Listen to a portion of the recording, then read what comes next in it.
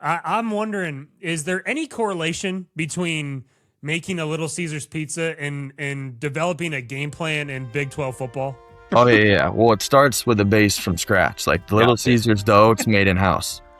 Like it's not frozen dough. It's not flown in there like Saturday. Fresh, never frozen. Right, fresh, never frozen. Quality you can taste right on the box.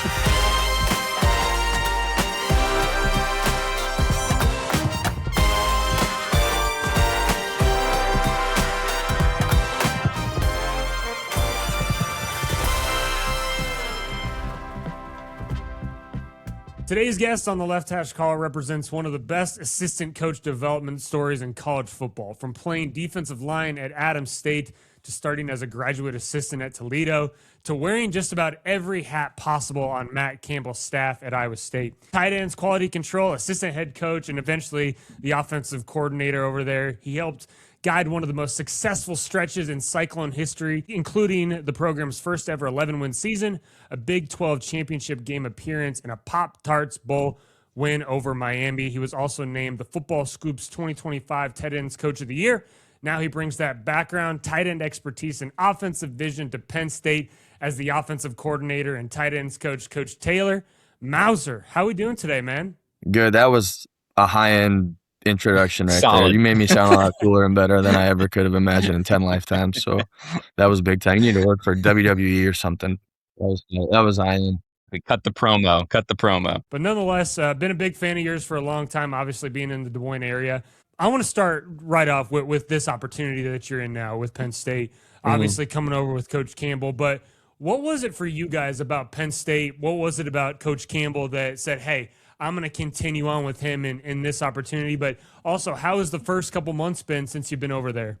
Yeah, I think for when Campbell called me and told me the deal, I wasn't surprised. Like he's a unselfish, low ego guy, and there's no school with the history of humility and unselfish and tradition like this place. So it seemed like a perfect fit. And when he called and told me about the opportunity, it was certainly something that I was fired up about. And to come here and be at one of the blue blood places in college football, especially with my background playing at Adams State, you can, dream about it in 10 lifetimes, and it seemed like a really good fit. And we got here and hit the ground running. It was crazy when we first got here, figuring everything out. And we came when they were in bowl prep. So getting to watch what that looked like and the way that they practice, obviously really, really skilled football team, really talented, and had a lot of success. And, over the 12 years that Coach Franklin was here, and had really good players and standards and things like that. So to come in here and to be able to see what that looked like, to see Coach Smith lead as the interim head coach, I can't say enough about how special and high end Terry is, and him wrapping his arms around us and helping us, figure out, meet all the kids and get a good, setup and foundation. Doesn't happen without that guy. So it was as chaotic and crazy as anything that I've got to be a part of, and glad that period of this is over and excited to hit the ground running. But certainly a chaotic whirlwind couple months there. But when you're surrounded by good people and you can have, honest conversations, it helps speed things along. And Campbell and our staff, I think, does a good job of that. It sure says a lot about the culture of not only this football program, but of Penn State, to obviously go through a coaching change and have a 4-game skid there, but to be able to overcome that and make it to a bowl game, not only make it, but win it, that just says a lot about Penn State football as a whole. Yeah. To be able to come here and watch practice, like I said, and just the energy, and you could tell that there was guys on the team that love football, and especially like the situation they had with the coaching change, and then you get to the bowl game after you get bowl eligible, and they had a lot of guys opt out of the game, rightfully so. It's that, era of college football, and to go play a really tough team, in Clemson, and in weather circumstances that were really cold, you get to see who loves football. And Terry had those guys ready to go, and they played their hearts out for them, and they show up every day. But said a lot about Penn State football, just the work ethic, the kids here that stayed, that love Penn State. They love what football, means to this place and means to the Northeast and means to college football. So it's a special place. It's unlike anywhere I've ever been, anywhere I've ever lived. So it's a dream every day. I want to go back a little bit to when you're at Adams State. I'm wondering if your background in playing defensive line has translated a little bit to how you call plays as an offensive coordinator, because it feels like you look at it at a more robust way versus romantically like some people do, I think. Do you think that's a big part of why you guys do what you do?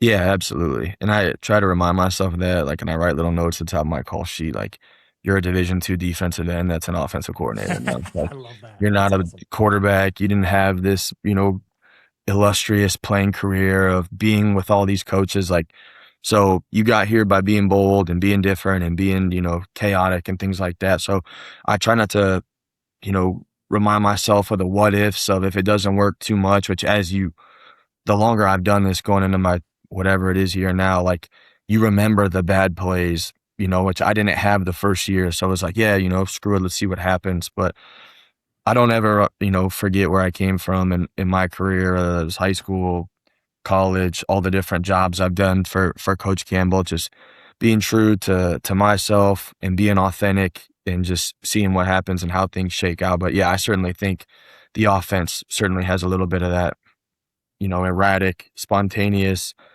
screw it mentality because of me being a dumb D lineman.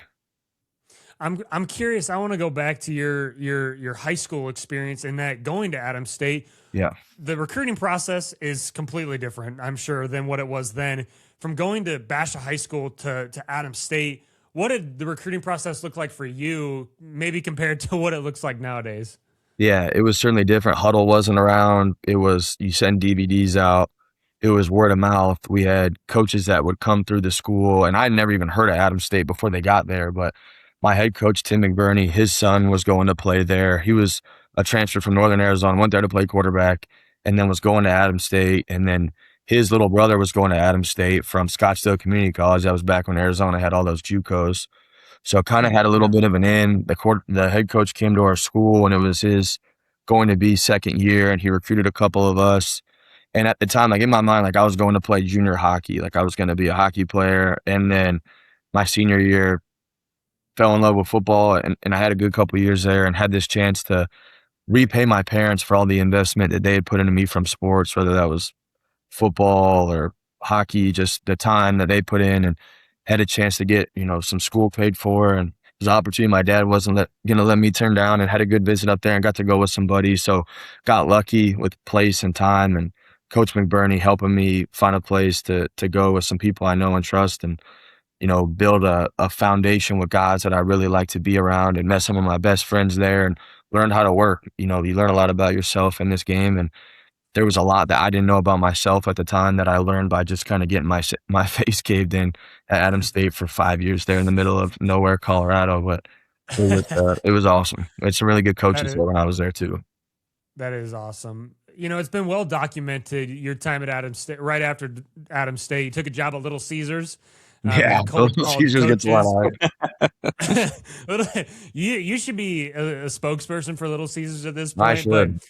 But I'm wondering, is there any correlation between making a Little Caesars pizza and developing a game plan in Big 12 football? Oh yeah. Well, it starts with a base from scratch. Like the Little Caesars dough, it's made in house.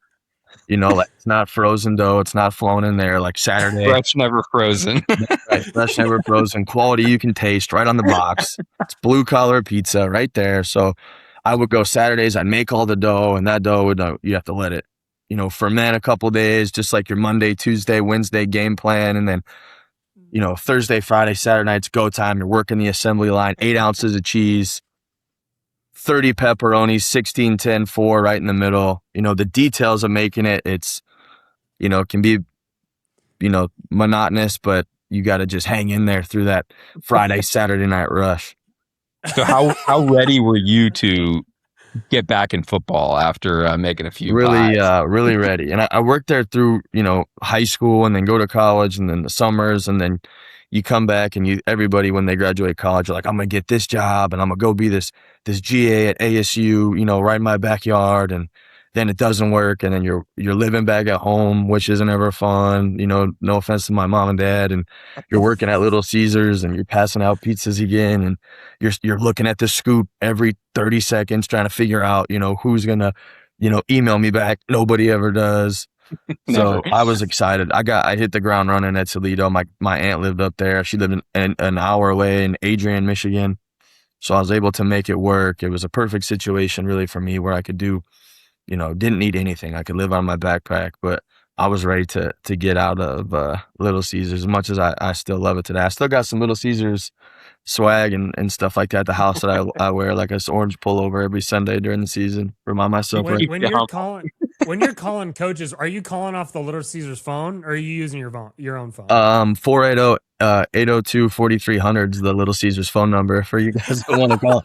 I still can't remember forget that it. one. No, I don't, but that was kind of back at the time where like you didn't have like the unlimited data plans. Like I think at that Yeah, point I sure. had like a BlackBerry or something like that. But I used to get in trouble at home because before they had the data plans, sending texts out was like a quarter or a nickel or something like this. I got my butt ripped a couple of times in high school working the old school text. But I think back then I had like the email on the BlackBerry going, like sending stuff out, while everybody else was taking the cigarette break at Little Caesars. I was sneaking off for 5 to email and look up Football Scoop.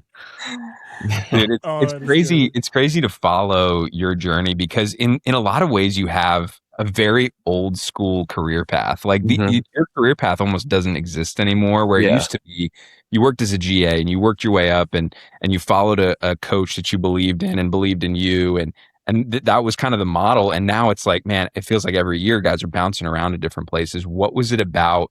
I guess we'll start with Coach Campbell. What was it about him that was like, man, I want to ride with this guy? Yeah, I think he was so different than my college head coach, and I never like, and he was an old school guy, which is awesome, defensive guy, and I get to Coach Campbell, and he was like, the players don't care how much you know till they know how much you care. He had relationships with all the guys. He knew all the majors. He knew all the girlfriends. He knew all the parents. He was so involved with the players. He was so involved with the staff. His wife was so involved with us, and he took care of me from the second I got there with nothing. I just hadn't been around a guy, which this isn't a knock at, any other coaches I had necessarily, but just how involved he was and how well he took care of the people, how well he knew, like he knows all the janitors everywhere I've ever worked. He takes them on the bowl games. He takes care of people like nobody I've ever seen. It doesn't matter what field you work in. When you have a boss that everyone's excited to get to work and be around every day, and he demands a lot out of us. Like he's ripped my ass like nobody else has in my entire life, but he does a good job of holding me accountable and demanding excellence and having a standard. But I think from that guy, he's always had a vision, for me, or at least what my next step was, even, when I didn't know, and did a good job of just giving me opportunities to earn that guy's trust. And when you get those opportunities, you have to be able to take advantage of them because you don't get many of them. And when you're somebody like me, then everybody else at that, like when I got to Toledo, almost everyone else had a better resume than I did. So it's like, what's going to make you different when you get there? And my dad like worked in minor league hockey. So he gave me some good tips, like going there. I was like, how am I going to know what to do? He's like, do all the things no one else wants to do. Like, Good how do I know what that is? And he's like, you'll know. And you get to Toledo and there's a million things that nobody wants to do. And I was able to go and be able to, take a lot of pride in all the, shit jobs that there are at football programs. And there's a lot. So it was a timing thing, certainly. And, Coach Campbell giving me the opportunity with whatever that was, GA spot, intern, GA recruiting. It's always been to be able to give back to Coach Campbell because nobody else emailed or called me back. Like I'm telling you, I reached out to everybody from all levels. My head coach was, at the back end of his career, he's going to retire for whatever reason, he did. And I don't forget that. And, when there's days where I'm mad at him and he's mad at me, like I remember, the 14 years ago and what we worked through. And yeah, I got when you guys start and you're promoted the offensive coordinator. Obviously, it's well documented. Coach Campbell's path at Mount Union, but players formations plays is that is he coming into your office every day still like, hey, PFP, PFP, PFP? Is that still a huge part of what you guys talk about every single day, or how does that workflow kind of usually look like with you guys? Yeah, that he doesn't come in there and say that necessarily, but throughout every single week in the off season, he has a handwritten roster that he comes in, he passes to everybody, and it has like the guys that he thinks that we have to do that with, like who are going to be those guys in the players part. And then, he's with us offensively and doesn't matter if I was OC or Shieldhouse or Manning, like he game plans and does everything with us. So that is the strategy within it. Like everybody knows who the players are. Like we're constantly, ranking who are our top 11 guys, who are the best players on our team. These are the guys that we're going to have to build the offense around.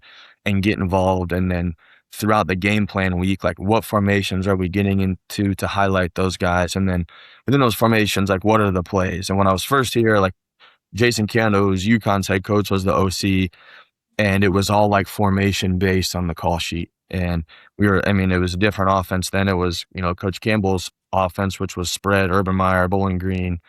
And it was, open 3x1 and open 2x2 with, a wing in certain sets. And you could live out of formations. And now our call sheet and what we've got to is it's based on run family. It's nothing on there's formation based anymore. On the back, there's a little bit because you just don't see people live that way anymore.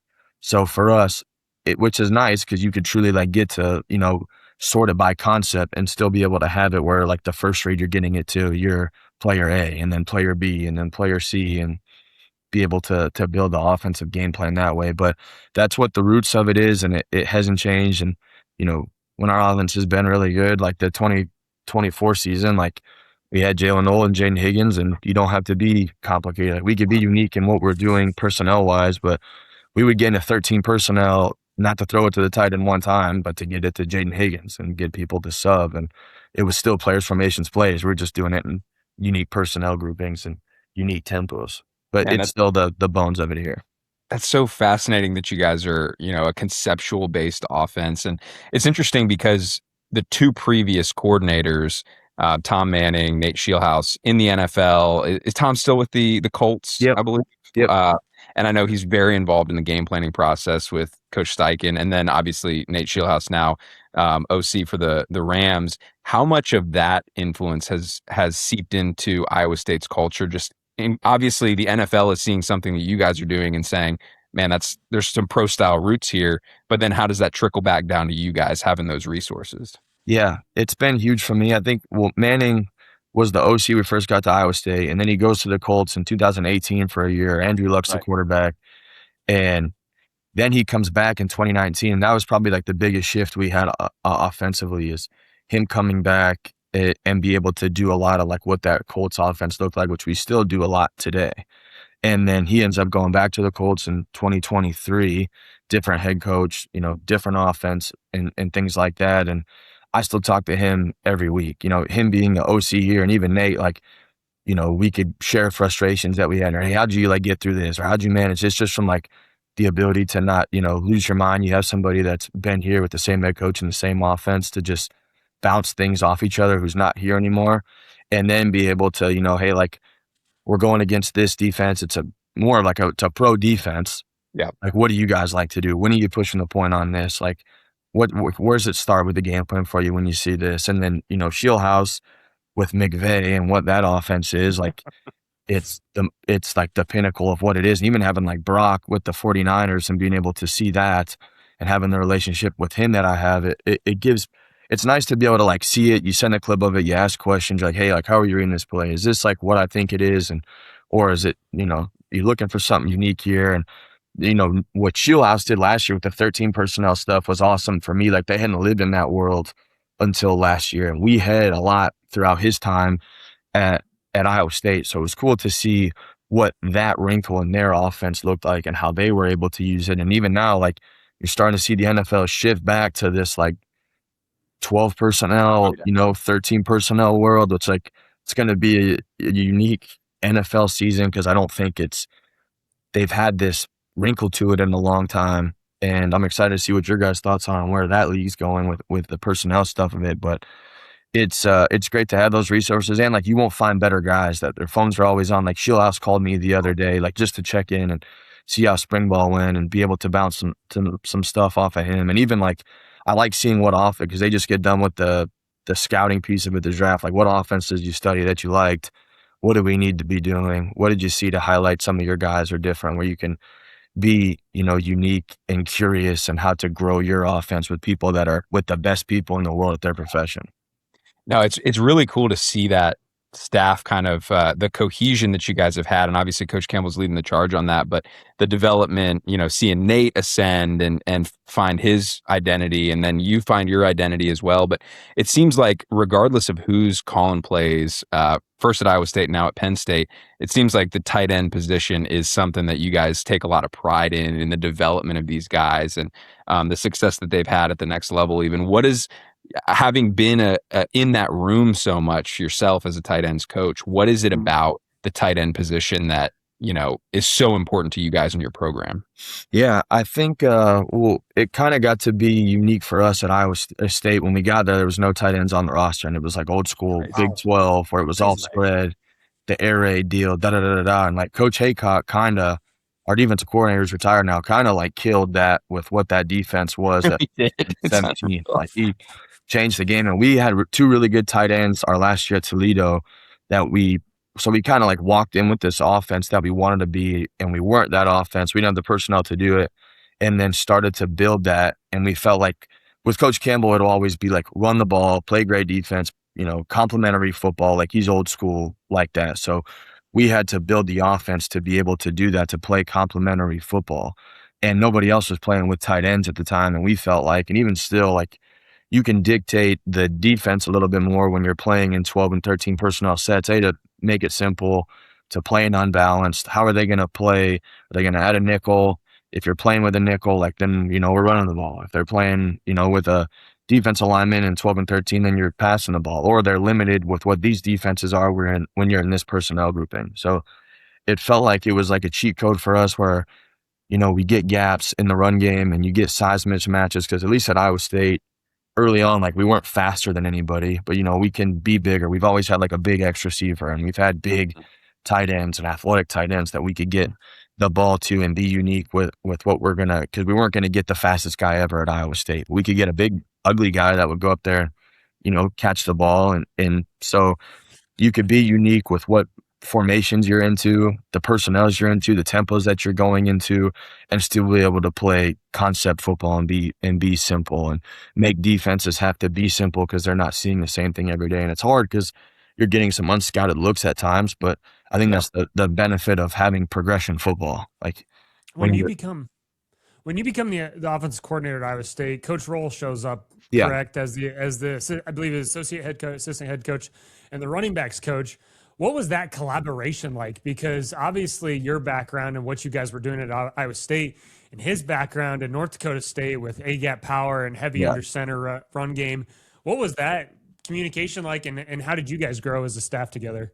It was huge, and I credit Noah Pauly, who was our receivers coach. He's with the Packers now. Miss that guy, a lot here. He's a good friend of mine, and he was a guy that worked with T-Roll for a while at North Dakota State and had won national championships, and the standard that they played with and the success that they've had for as long as they have speaks for itself. So it's hard to live in the A-gap power world if you don't want to live in it and you don't know somebody that's mastered it. And to get Tyler here and be able to watch those games, and this is what they're trying to do, and this is why A-gap power is this, and this is what it has to be like, because you can't just tiptoe into that. Like you have to live that lifestyle, and it built me and built us out of a lot of tough situations. And we never got under center, or rarely got under center before that for whatever reason. Like we fumbled the ball in a quarterback sneak in 2014 at Western Michigan, and I don't remember us getting under center again. That was it. A long time.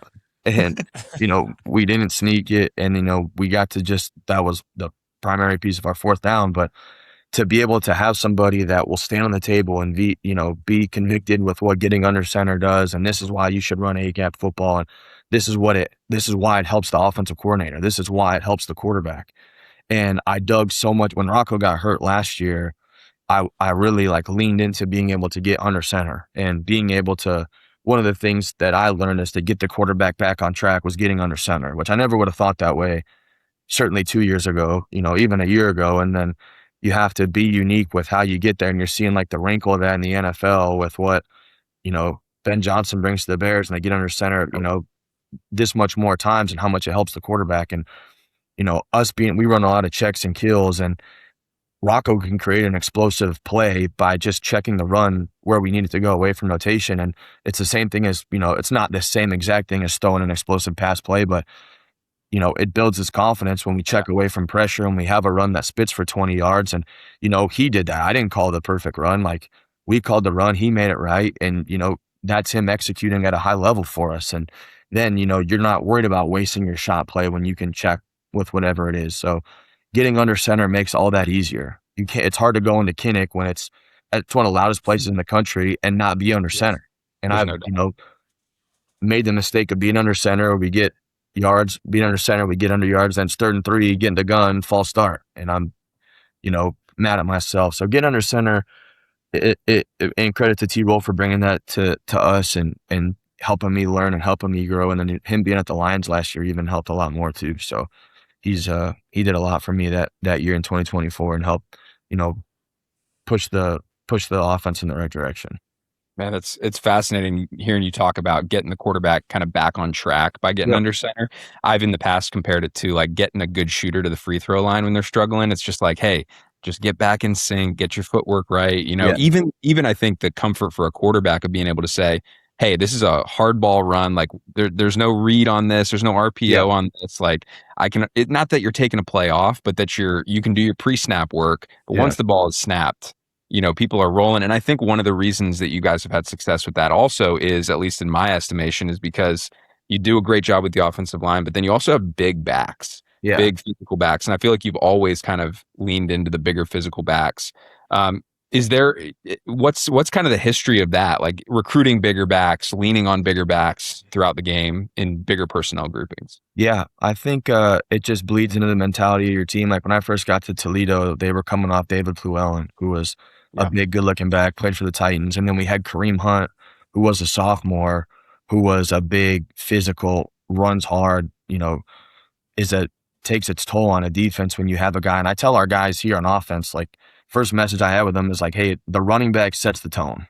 Yeah. It's not the quarterback. It ain't the O-line. Not that they don't, matter. But when your running back is running hard and fighting for every yard and trucking people, and when you watch our offenses at our best, like when we first got to Iowa State, we have David Montgomery, and he took a lot of pride in not getting tackled by one guy. He was the most physical guy in the field, and he ain't huge. Like he's 5'9" or 5'10", whatever it is, but he runs hard. He puts people through the ground, and you see how much harder your wide receivers block when you have a guy that plays that possessed, and your O-line runs the football when you have a running back that plays that possessed. And then you get a Breece Hall who's, coming there off the success, and you can't come play running back here after watching what David did and not run hard. And then it just snowballs. And then if you're a big back, you want to come be a part of like what that is in 12 and 13 personnel offenses, where that you're in 13 personnel. Everybody knows it's G lead on 3rd and 1. Like, we're going to block down, we're going to kick out, you're going to have to hit it. And Carson Hanson's done a great job of that. And we've had a walk-on linebacker turned fullback. The last 4 years, we had 4 all-conference fullbacks that walked on as linebackers. And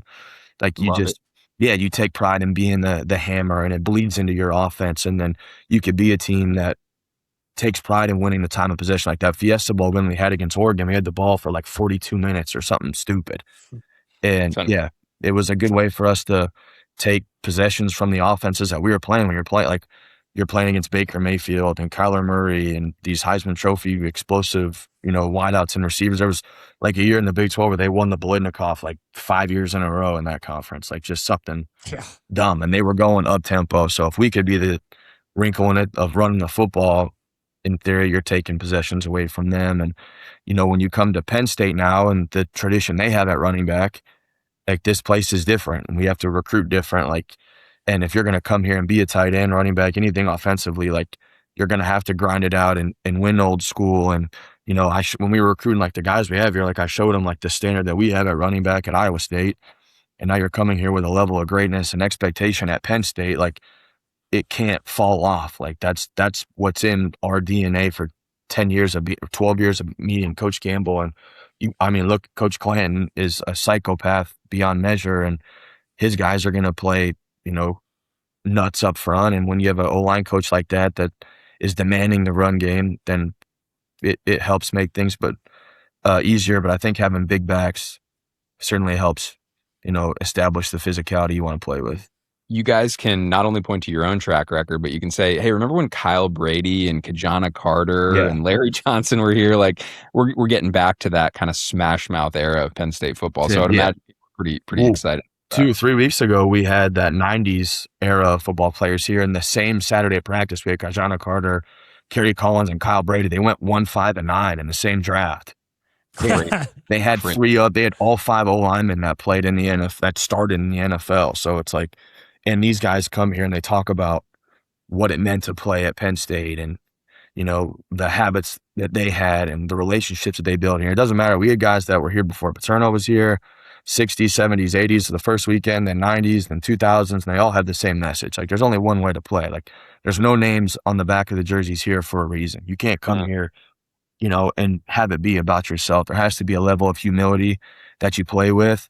It doesn't matter if you're the first overall pick, like when he's saying that, and then you got, Saquon Barkley and all these other people that play football one way. Like, you can't come to Penn State and be any different than that. So it was awesome it's funny you say that, because like Kyle Brady looks like he could still he could still play, man. He could get some good reps in. Yeah. Not to mention the position that you coach. I mean, it's like you go down the list of positions at Penn State, and it's like, man, are they not tight end you? Are they not running back you? Like, there's all these different positions. In the position group you coach with Pat Fryermuth, Gesicki, like, it just feels like that's a tradition for you that's like, hey, we're going to keep upholding that standard. And I want to talk about the quarterbacks for a second, because not only do you bring Rocco and you bring Mansky as well. I want to talk about Connor Berry for a second, because being a Division III guy, loved following his career path at Christopher Newport. But what was what was your introduction to him, and how awesome did he play, awesome or not, play this spring? Yeah. Credit to Coach Waters. Like, when we got here, we knew Rocco was going to be a guy that was dinged up, and then Mansky had to get surgery. So Jake Scourin does a great job of, evaluating quarterbacks, and he was a guy that had a lot of success where he was at. And he came up here with his family. We talked to him, told him the situation. He's like, I want to come in and be able to compete. He knew the situation with bringing a guy that Rocco's had, 40 starts or something like that. So there was going to be a lot on his plate. And to give me more credit, like the first 7-on-7, we had a spring ball. I don't think we completed a pass like the first 6 balls. And, I'm pulling my hair. Everybody's upset. Like, that guy went to work. Like, he didn't lose his confidence and, start talking to himself like, I'm a D3 guy, don't belong. Like, he lived in our quarterback lab and was doing the virtual reality stuff and mastered it, didn't leave the building, and, got calloused up and came and had a great spring for us. Like, almost all of our explosive pass plays come with him throwing the football. And he's like a left-handed quarterback, which already, is unique and looks different no matter what. So he did a great job of continuing to evolve throughout the spring and to be able to grow through tough times and challenges, and you get to the spring game and it's monsooning rain and it's not good and still finds a way to go out there and complete the ball. So he was awesome. He was a breath of air for us, and a guy that like loves football, like no entitlements, no egos, great family, loves Penn State, can't wait to get to this season to help this team however way he can. Just a special dude. And there's certainly times where I was hard on him. We had to get under center, just like we talked about, something he wasn't, as familiar with. New center, new quarterback, bad snaps, went and, worked at it after practice. So just a guy with a great foundation and a great work ethic. Talk to me about the quarterback blab. I want to hear a little bit about how you guys utilize that on a daily basis. Yeah. So it's a really cool deal here. They have connected to the quarterback room is this quarterback lab. And in there, you got your virtual reality goggles, which I've never seen before. And we could upload the plays and the coverages that we want to have. And you could get whatever kind of looks that you want. And we have so many, even in the indoor, we have a 30-yard wide video screen that we could go in, and it's just like the QB vision that we could go through, and it's great for your O-line, it's great for your quarterback. But in there, we got weighted footballs, light footballs, all these different ways. You got reaction things that you could do. So it's a great space that those guys can work in when it's snowing or when it's raining, and be able to, you could put all your, we're done with our game plan Monday, Tuesday. We send in the plays, they send them back to us. You get 800 more practice reps without ever having to be on the field or increase the workload. And it's cool for me to do it because I can make throws I have no business making. So it's a fun deal. It's like it's a video game, but it's a great space for those guys. It's right next to our locker room, so it's easy for those guys to get there. It's stuff that I never knew existed that we have here. That's just a game changer. With the quarterback position, we've talked about other positions in the standard and the the history of excellence at Penn State and also what you guys have done with the quarterback position. One thing that's unique with you guys is you've had these really long-term starters. You know, Brock Yeah. playing, was it 4 years Yeah. he played for you Yep. guys, and Rocco in a similar spot has a ton of reps. But it sounds like from hearing you talk, you also are giving these guys a ton of freedom at the line of scrimmage to kind of joystick a little bit, Yeah. and you give them confidence to make checks to the line of scrimmage. What is it about empowering the quarterback position that's so foundational to your program and what you're doing offensively? Yeah, I think it's certainly like the connection point between the OC or the quarterback coach and the head coach to everybody else on the field. And something like we had Jim Tressel come talk to us 2 years ago, which if you're our age, like that was like the guy, you know what I Oh, yeah. mean? And he was wise beyond his years, and he came and talked to us. And me and Waters listened to him. He's like, "What kind of relationship does the quarterback have with the guys?" I'm like, "He's awesome. Takes the guys out to dinner." He's like, "Well, what kind of relationship does he have with the defense?" And I'm like, I don't know. He's like, "Well, you better make sure he's got a relationship with those guys. Like, you'll get more from your defense if they believe in the quarterback. You'll get, stops at the end of the game to get the ball back. You'll have to score less points if those guys believe in the defense." And looking back on it with Brock, like he was roommates with Mike Rose, who was the Big 12 Defensive Player of the Year.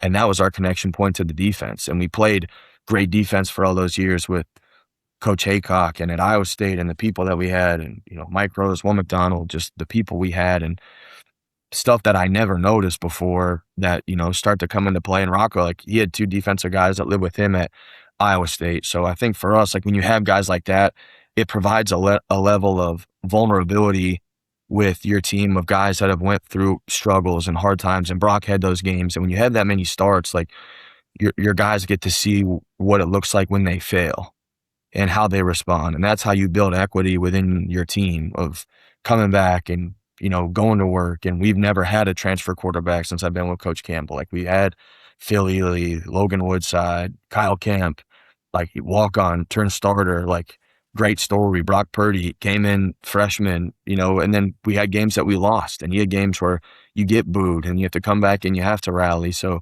like talking like true program guys, like equity guys, and every other sport, every other position has that within it. And it's got to the point in quarterbacks where you could go get, quarterback from some other school where they come in and they're already calloused up from playing somewhere necessarily. And we have been lucky enough to have that already with Rocco coming in 2023. His second start of his career, we lose to Ohio. He's food poisoning before the game and during the game, and we lose 10-7 at Ohio.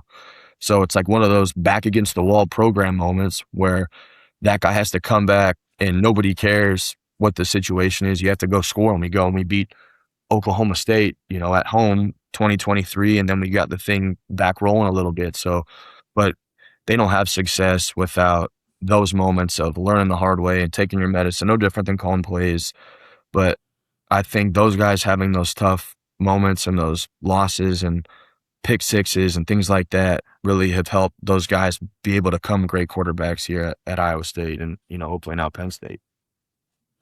When you talk about game planning, I'm curious what your process looks like when you step off the plane or step off the bus on a Saturday night to Sunday. What does that entire process look like from Saturday to Saturday? Yeah, so Saturday post game, depending on when it is, like I'll watch the game either on the bus or while traffic's clearing out and just kind of get like a rough idea of like what it looked like from our standpoint. And then I'll go home and I like to watch like some Seinfeld episodes and just kind of like get my mind back level where I'm not wearing the win or wearing the loss too much the next day. So I'll stay up, watch some Seinfeld, watch some Curb. I'm a big Larry David guy. I love him. And then Sunday, be able to come back, watch it one more time. And then we meet with all of our guys with Coach Campbell, and then we grade everybody. So who graded out? What's it look like? Watch the game again as a staff and talk through the corrections. Campbell will come in with his cut up. And, why'd this happen? Should we have called something different? What was the thought here? So have your grades, have your answers ready to talk to him. And then once he leaves, we had a guy named Coach Steeples who's at Wisconsin now. Yeah. He was a QC for us the last 2 years, which was having a defensive guy on your offensive staff. I can't recommend that enough. He did a great job of presenting the DNA to us. This is what we're going to see. This is the wrinkle I think they would present to us with our personnel grouping. This is who they're trying to protect. I think like players formations plays is great because that starts with you, but every defense has a guy that they're worried about also. So how can we play in our strength to go against their weakness and things like that? And Steve's did a great job for me the last 2 years. So happy for him to be able to get the job he has at Wisconsin. So he would present the DNA to us, to our whole offensive staff, kind of get a baseline plan of attack, watch the last game together, then we split up, and then it's all deviated with assignments, running back coach, O-line, go and do 11 personnel, 12 personnel game plan. We have a Google Doc that we all type, stuff into as we're going. And then those guys will present the run game on Monday. Our wide receiver coach, so Paulie and Waters, would have presented the pass game on Monday after the run game.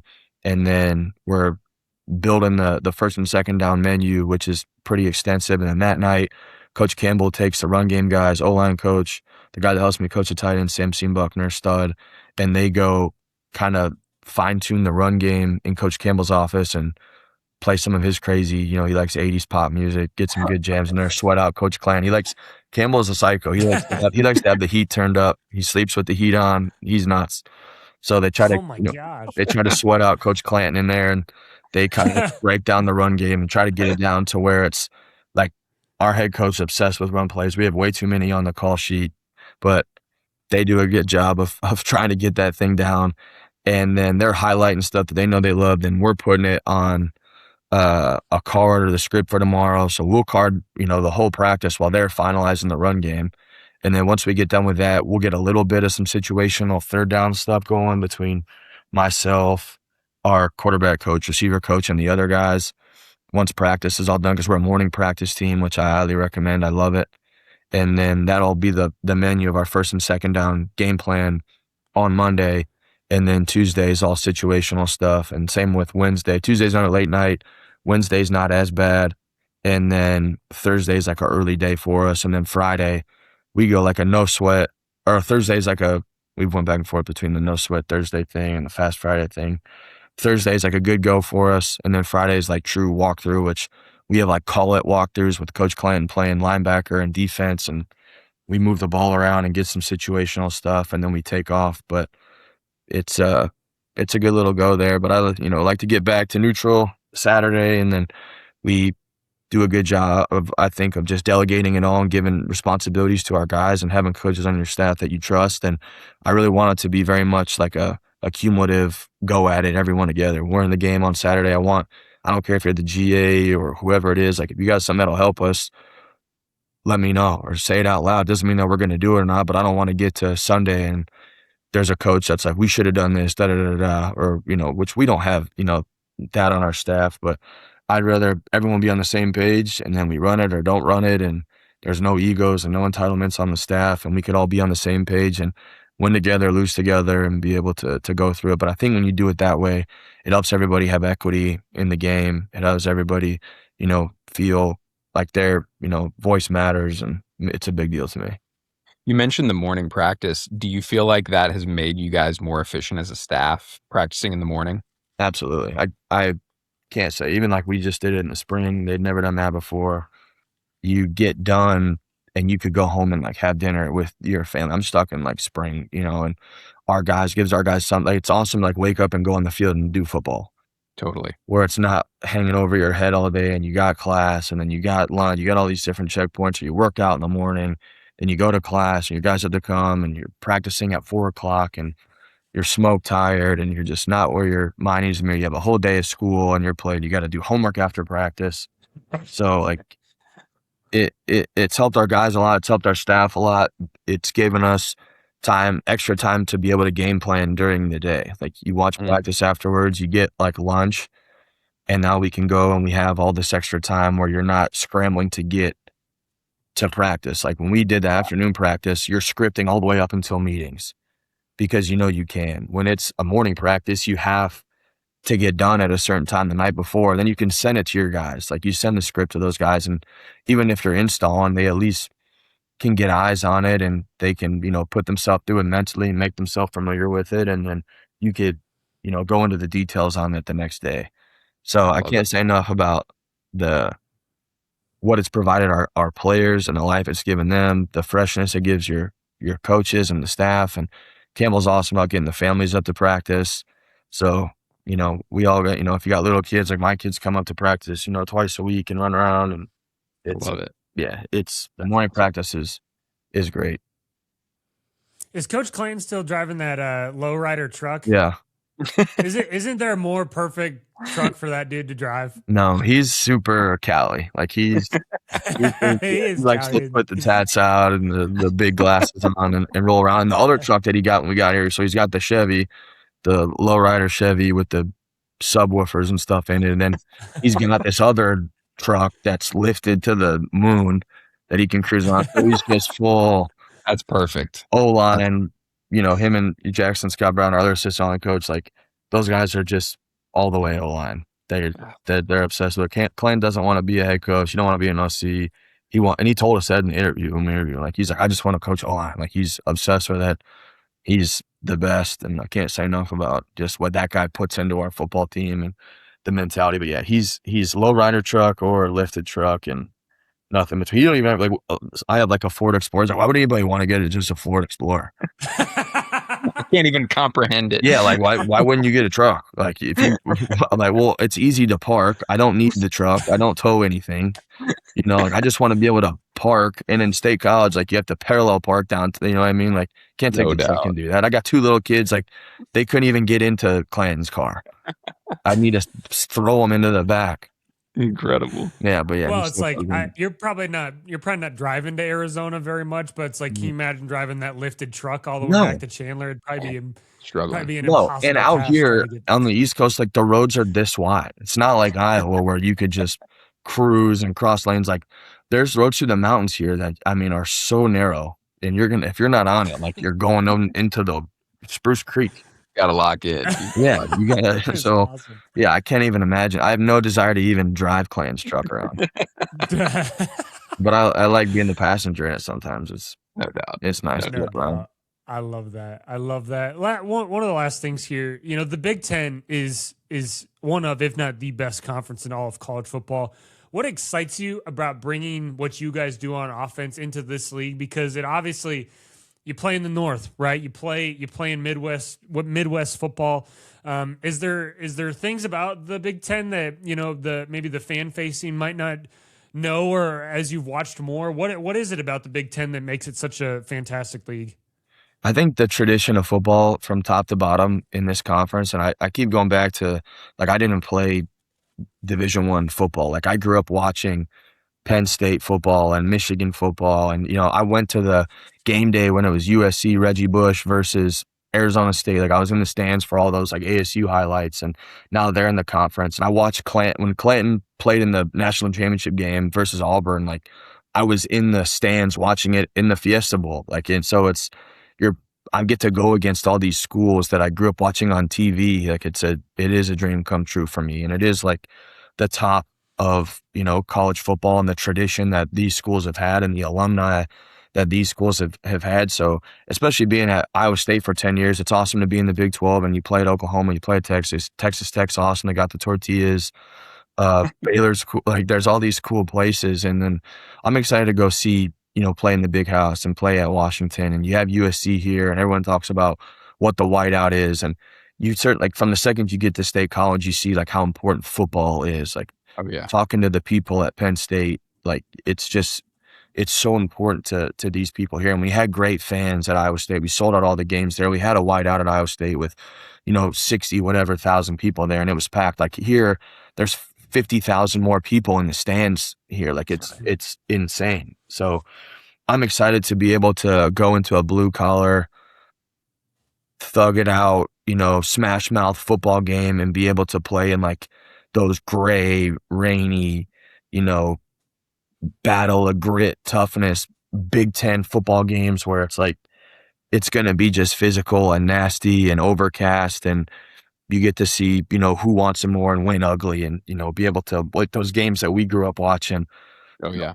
No, and there's no OC that loves going and getting into a 50 to 55 freaking shootout slugfest. Like the Pop-Tart Bowl against Miami, like almost killed me. Like I had no desire to freaking go play, that brand of football. Like I'm excited to be able to go and add to the tradition of this place, and in a conference where you get to go and try to knock off the national title champion with Indiana. Like we had the last two, like Ohio State and Indiana, like are in our conference and they won the national championship. So we get to be in that conference and you're going up against that every day.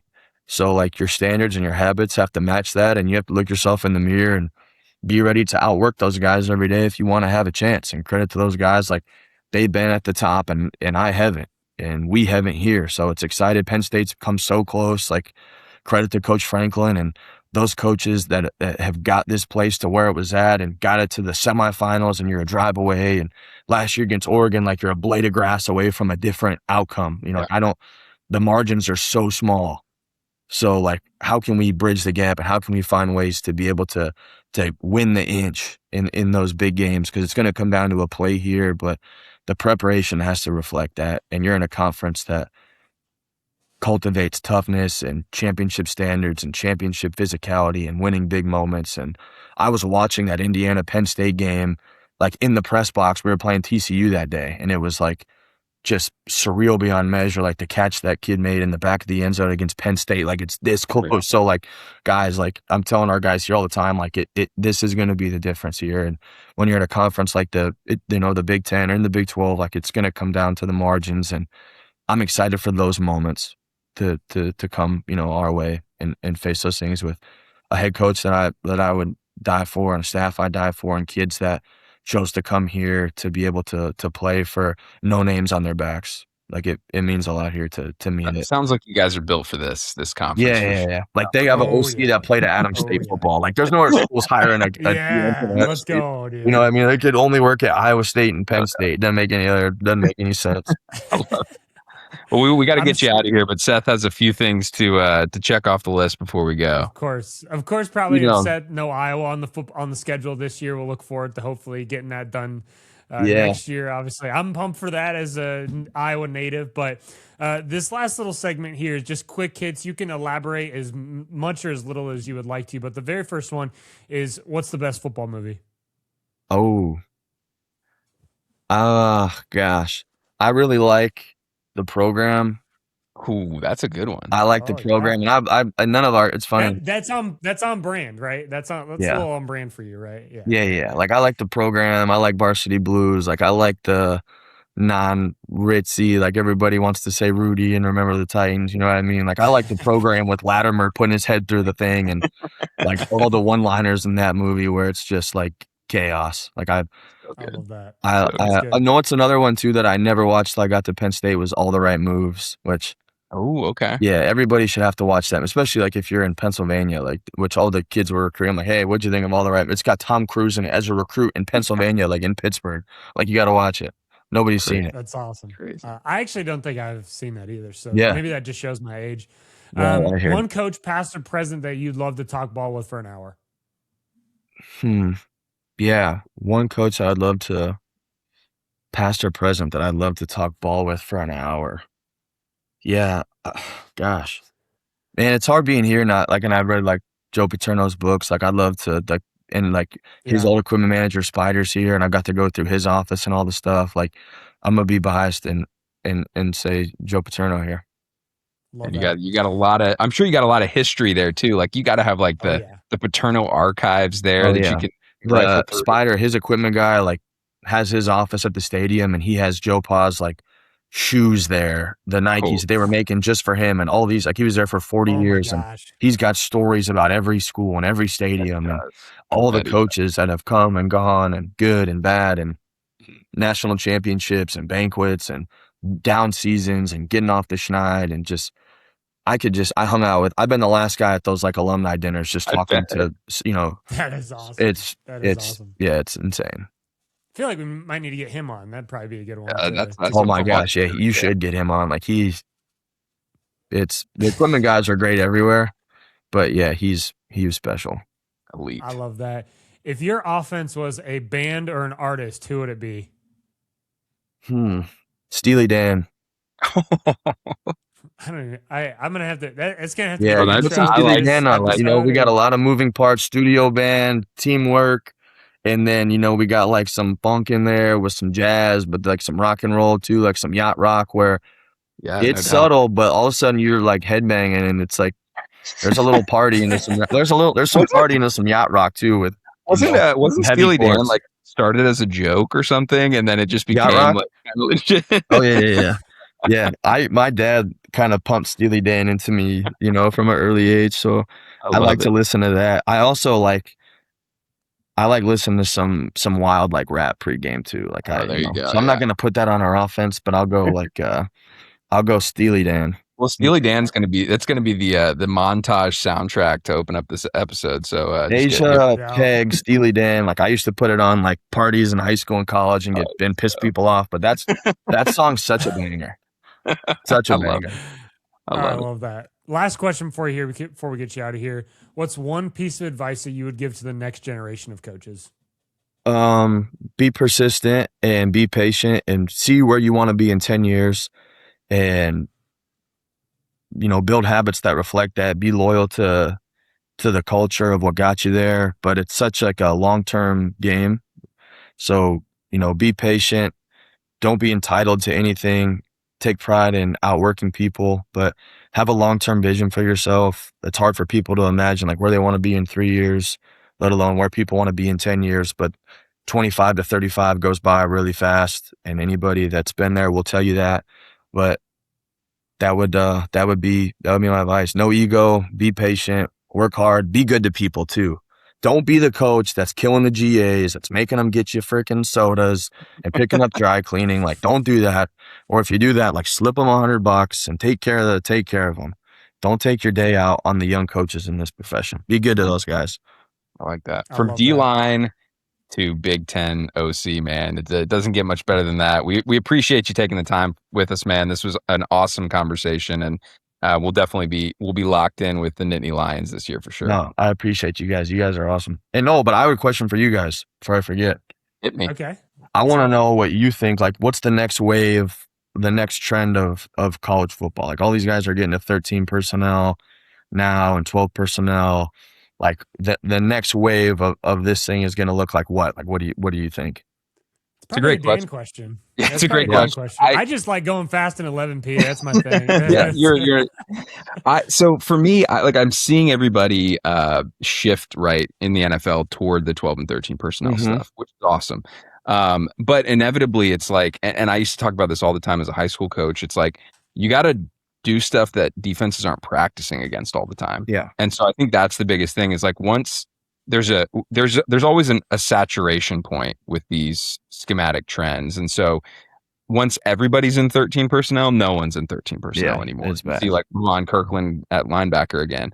And so I would say it's really going to be the ability to, I call it like an accordion, right? It's like, hey, how do we spread the field? How do we condense the field? How do we keep people off balance, not just in our personnel groupings, but also the way we stretch the field with the different plays. And I come from a family of basketball coaches. And so one of the things I talk with my brother, who's a high school basketball coach, a lot of times basketball coaches will talk about defending the pick and roll, and there's not one right way to do it. There's a bunch of different ways to do it, and how can you throw different things at the pick and roll to kind of keep a LeBron James off balance, right? Keep a Steph Curry off balance. And so I think from an offensive perspective, it's like, how do you keep defenses off balance? Like, how do you run into some of these 7-8 up pressure looks effectively? How do you keep people off balance by throwing different things at them? And it sounds like you guys kind of attack it that way already, where it's calling the game conceptually and not just trying to get in the perfect play call every time based on formation and coverage and all that. So I always talk a lot about the accordion, though. Like, how do you spread the field and condense the field, spread it, condense it, both horizontally and vertically? So, I mean, that's nothing new, but yeah. What about, I love like all the old stuff that you post all the time. Give me 90s till 2010 like offense that you like have watched or studied that you're like, man, this was such a fun season of football to watch, like when I did it. If anybody, it's I always kind of like go to what I've just been studying. So like this past week I've been like deep diving Homer Smith. So he was the offensive coordinator at UCLA in the early 90s when they were like going to the Rose Bowl, and then he was the OC at Alabama when they had some really good years there at Alabama. And I think it's just like some of the two back stuff he was doing, like true 20 personnel, like no tight end, was kind of interesting. And just the way they got to like different gap schemes and how they threw to the backs a lot, and even some of the quarterback run game. So I think I'm a little biased because I'm a Davidson grad, and Homer Smith used to be a head coach at Davidson College. But Yeah. I'm a huge fan of him and what he did offensively, and I think some of the two back run game stuff is coming back in a big way. Yeah. So I think you guys are already getting it with the fullbacks and stuff like that. But like when you have two big backs, you know, when you have a Roger Craig and a Tom Rathman in the backfield, like Bill Walsh, the Niners, it's like you could throw it to them, run them, block. Yeah. They block for each other. Like it's tough to pinpoint what they're going to do. Yeah, and I Savon Huggins, our running back coach, is awesome, and challenged him to get into 21 and 22 stuff, which we did a little bit, but we got some good backs here that I'd like to live in. Some really good backs. A little bit more of that stuff. Yeah, Tom Rathman, that guy's one of the toughest people. Just a dog. In the history. Where do you find, like, where do you have like a runner that you have that's working the back doors, getting you this old tape? Like, how do you find all this stuff? I guess I'm the runner. So I'm just like constantly mining for the old stuff because I know, like what we talked about, right? It always comes back around. Mm-hmm. Like schematic football is all cyclical. And so a lot of times the guys that are doing great stuff are just doing something from a couple decades previous. And so for me, I attack it a couple ways. I have old coaches that are so generous to me that send me all kinds of stuff from their archives. If you make it's like you're talking about the equipment manager at Penn State. Like, what a wealth of knowledge. Like if you can find an old coach that will rock with you, like there's nothing better than that. And then the other thing I do is I hit up a lot of university archivists, librarians, and I'm like, hey, do you guys have any like old reels of like, 16 millimeter film or anything like that? And a lot of times they do. And librarians are literally the most helpful people in the world. So that's right. My father-in-law librarian. So shout out to all librarians. No way. That's crazy. Well, they're just looking to help, right? And so I've gotten so much cool stuff from years past, and develop relationships, and then people know what you're looking for. And it's kind of like what was that show, American Pickers, where you're just you start to have a Rolodex. Hey, do you have any of that old single wing film from Michigan State? Like, and they send you more of it. So you just, you meet people and they start sending you stuff, and football's the best sport in the world. The more I find out about it, the less I know. The cool part about all that is like there was no PFF, and they weren't they didn't have all this access to each other's film. Like you would get it, mailed across the country and watch it, and they had like their own stuff that wasn't based on anyone else. Like here, for us, like we're watching the PFF explosive plays every Sunday. Everybody has access to all the stuff. So like it makes it easy to be able to play copycat football and be unique with how we did it. Like we ran a trick play against Utah on 3rd and 1 at like a double pass that Georgia Southern ran that we saw like 2 weekends before that we just, you're like, I like this. It's all formation to be able to do it, but like it doesn't happen without PFF. So there's just, it's crazy. It's so funny. I always talk to young coaches, and they're like, we're watching cut ups, and I was like, do you know why they call it cut ups? And they just been calling it. And I'm like, because you used to have to cut the film, like you actually had to cut the reel of film and paste it together with other reels of film to get a cut up. And it was funny. Mike Shanahan, Kyle Shanahan's dad, Hall of Fame coach, was talking about it, and he was like, man, you can do in 5 minutes now with all the technology what took us. It was a 3-month off-season project when I was coaching. To literally physically cut the film. So we're living in the coolest era ever to be a coach, where you have access to so much information, and it's a privilege and sometimes a burden where you can kind of lose sight of what you want to be. And I think you guys have done a good job of keeping an identity through all of that. Yeah, it kind of hit me in the face this last year. We were playing ASU, and ASU ran a play against our defense that we ran against Cincinnati in 2024 because the defenses were the same. So I know they went on PFF.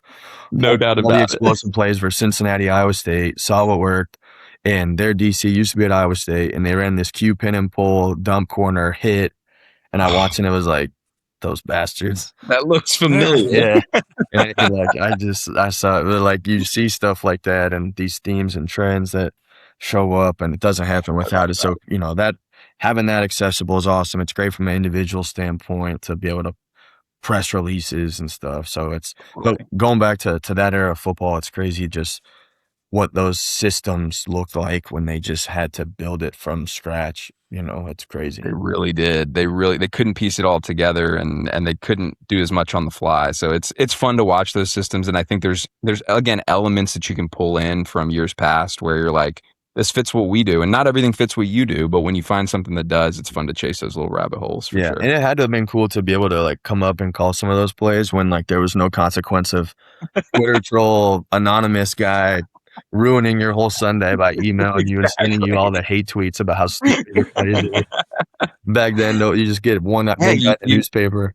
The mail took a little while to get to your office, so you probably didn't get told how stupid you were until Thursday. If you got a handwritten letter from somebody, you like admired that they like took the time to write a handwritten. But honestly, I respect it. You put a stamp on this thing. Yeah, they paid for the stamp. They sent it to your house. At Iowa State, we had really great fans, and when I'd get like a hate email, it was always like, "Your play stinks. Da da da. Best regards." Like they had a really polite Iowa State, Iowa sign off where they like felt bad at the end and still want you to have like an okay week, but just figure it out. Best regards. Damn. I love it. Ruthless but kind. Yeah, ruthless but kind. Yeah. Best of luck. Safe travels. Don't forget to put your seatbelt on. Yeah, exactly. Stay warm out there. The good old people of love it. Well, we'll have to plan a trip up to Happy Valley, man. Yes. I was born in Central PA, so I'm no way. Where at? I was born in Lancaster County, and so I actually this is a crazy part of Penn State lore. I was actually at the whiteout game against Nebraska. I think at one point it was the biggest crowd in Happy Valley history, and I was up in the one of the upper decks there, and it got so loud on one of Larry Johnson's touchdown runs that it was shaking to the point that I thought we were all going to die. Like it was shaking. I've never been to a football game like that before. And one of my like core memories as a kid for sure. Yeah. I'm excited to meet Larry Johnson. He hasn't been back here yet, but he's like one of like my OG fantasy football backs that I had with absolute dude. Reebok. Jake Harder cleats on, like just there's no doubt about it. Killing people like so smooth, like water skiing the O-lineman on pin pole, like hitting a crease. Yeah, like I'm excited for those games. They just did like a $700 million renovation at the stadium, and the one side, and they won't say how many people it's going to hold, like it's top secret, whatever. But they don't want somebody to pass it up. They put temp seating over it while they build it so that they don't lose capacity. There's 90,000 season ticket holders. Like I don't know how it's going to work.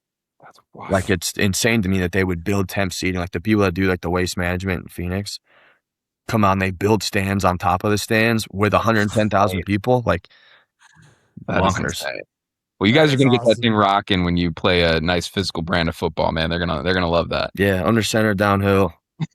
Let's get after it. Yeah, you might have to tell them to turn Mo Bamba on while you guys are on offense. Well, you wouldn't believe the sound system they just have in the indoor and outside just to be able to try to mimic.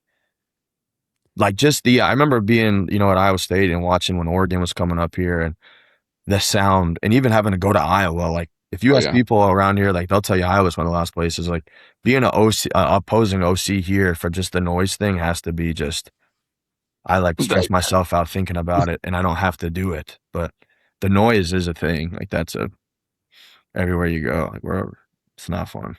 No doubt. What do you think it is about Iowa's state? Like, it doesn't hold a ton of people. Do you think it's the Busch Light? Do you think it's like what is the correlation? The Busch Light, the tailgate scene there. Yeah, certainly the one end zone like goes straight up, so they're right on you.